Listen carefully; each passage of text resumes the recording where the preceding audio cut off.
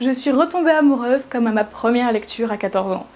Mais cette fois, je ne suis pas tombée amoureuse de l'élégance mystérieuse de Monsieur Darcy, non, je suis tombée amoureuse du style de Jane Austen, de son ironie mordante et de son sens acerbe de l'observation, et j'ai sans doute plus cédé à ma raison qu'à mes sentiments. Bienvenue dans Orgueil et Préjugés.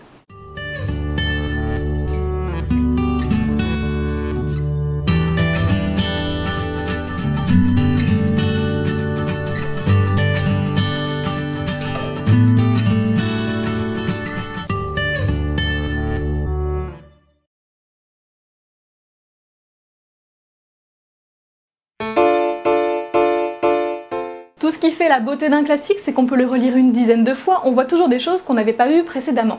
Et c'est pour ça qu'on va faire sortir une bonne fois pour toutes Orgueil et Préjugés du club des Bridget Jones dans lequel il a été enfermé, car non, même si Orgueil et Préjugés est bien sûr fait de dentelles, de rubans, de jeunes filles éperdues qui pensent au mariage, heureusement pour nous, c'est aussi beaucoup plus que ça. Tout commence dans la petite ville de Longbourn, en Angleterre, avec la famille Bennet. Le père Bennet est un homme intelligent, sarcastique, poli, mais à la répartie cinglante, qui a épousé une vraie dinde. Madame Bennet était belle, mais ce n'est qu'une pintade hystérique maintenant qui vit dans le souvenir de sa beauté passée et qui est obsédée pour marier ses filles. Jane, l'aînée, est si parfaite qu'on pourrait croire que c'est l'héroïne. Fine, gentille, belle, intelligente. Mais en réalité, Elisabeth est la reine du roman. Indépendante, un peu grande gueule et au sens de l'observation incomparable.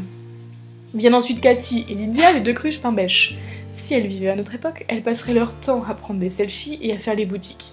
Principal intérêt, les militaires et les rubans. Et vient enfin Marie, la dernière qui ne parle que par proverbes et aphorismes en se pensant spirituelle et qui casse la tête à tout le monde car elle pense savoir jouer au piano. Mais le calme du village se trouve perturbé avec l'arrivée d'un jeune et riche jeune homme, Monsieur Bingley. Et pour ne rien cacher, il est célibataire, ce qui fait que toutes les dindes de la ville veulent le caser avec leur fille, Madame Bennet la première, évidemment.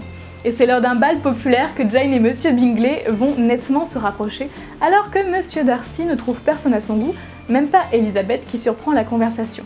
Elle décide alors, une fois pour toutes, de détester ce personnage hautain et orgueilleux. Mais la famille Bennet doit faire face à un autre problème, Monsieur Collins. Un espèce de sot ridicule qui ne parle qu'avec des formules de politesse parce qu'il n'a aucune personnalité. Elisabeth le déteste d'emblée, mais il est le seul héritier de Monsieur Bennet qui a eu le malheur de n'avoir que des filles. Du coup, pourquoi ne pas garder tout ça dans la famille en épousant une fille Bennet? Ah, Jane est prise? Bon, eh bien on va se contenter d'Elisabeth. C'était sans compter sans sa forte personnalité et elle lui fiche un vent mémorable que je vous invite à aller voir. Et ne vous en faites pas pour le cher Monsieur Collins qui va trouver du réconfort dans les bras de la meilleure amie d'Elisabeth, Mademoiselle Charlotte Lucas. Alors qu'elle rend visite aux jeunes époux, Elisabeth tombe sur Monsieur Darcy qui finit par lui demander sa main. Comme la narration se fait à travers les yeux d'Elisabeth, vous comme moi, on ne peut absolument pas savoir ce qui se passe dans la tête de Monsieur Darcy. La chose qu'on sait en tout cas, c'est qu'elle lui fiche un vent magistral, à croire qu'elle excelle dans cette discipline.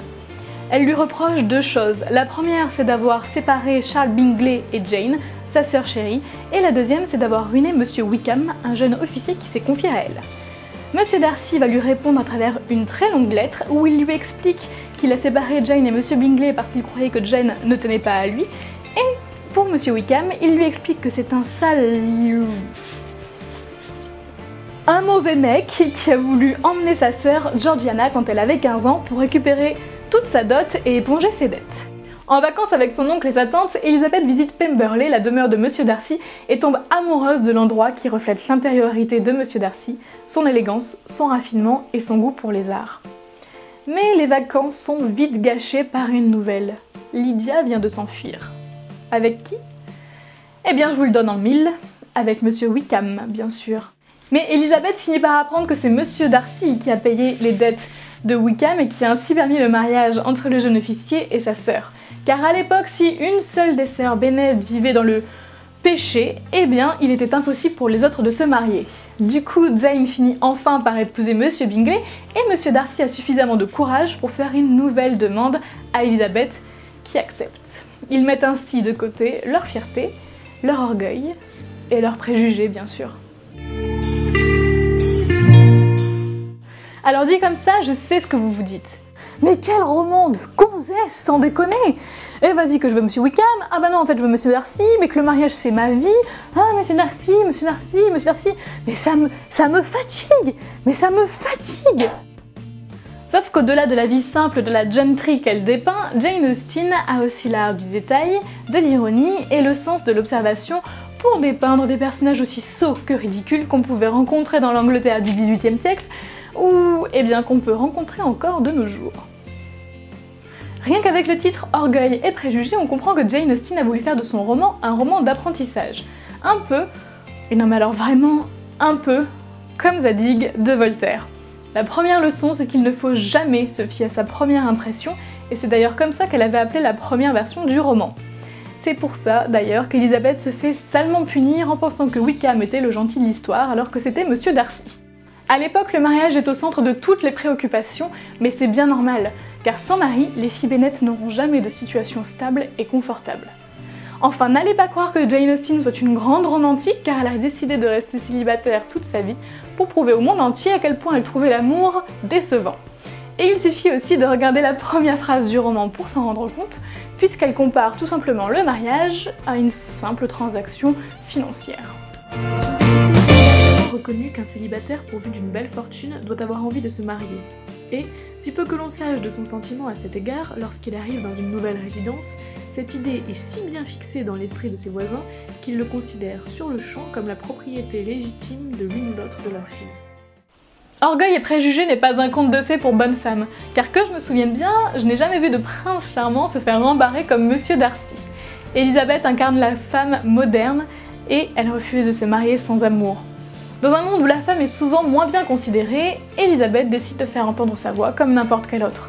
Elle ne parle pas de son indépendance, elle l'incarne, et elle ne parle pas sans cesse du droit des femmes, elle l'impose et elle montre aux autres de quoi elle est capable.